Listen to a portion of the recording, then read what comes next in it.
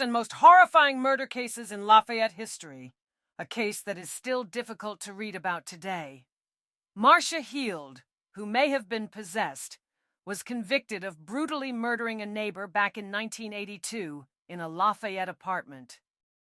On August 2nd of that year, Marcia attended a poetry reading at the apartment of Gerald and Shelley Smith, where they discussed poetry, folk music, and antiques late into the night.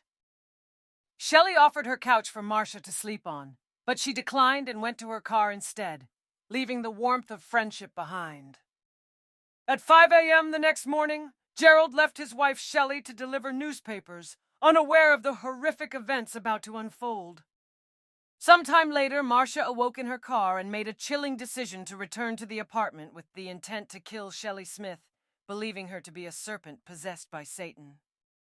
Marcia first took off all of her clothing in a downstairs bathroom before she ventured into the kitchen to grab a paring knife, preparing for her unthinkable act.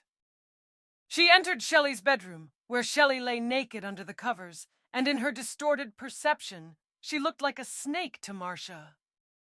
Marcia yelled, "Yahweh's kingdom come!" as she began stabbing Shelley in a frenzied attack, driven by her delusions.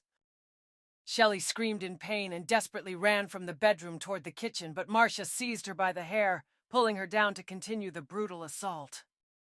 Marcia then stabbed Shelley repeatedly in the head, neck, chest, and back, lost in a violent frenzy as her mind spiraled further into darkness.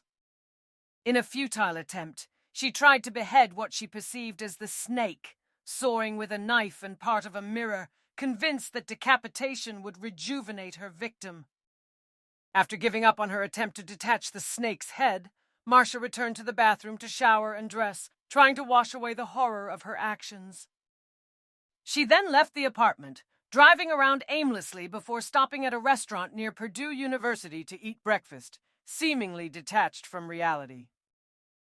Later that day, Lafayette police apprehended Marcia at the diner, leading to a shocking confession from the crazed woman about the horrendous crime she had committed.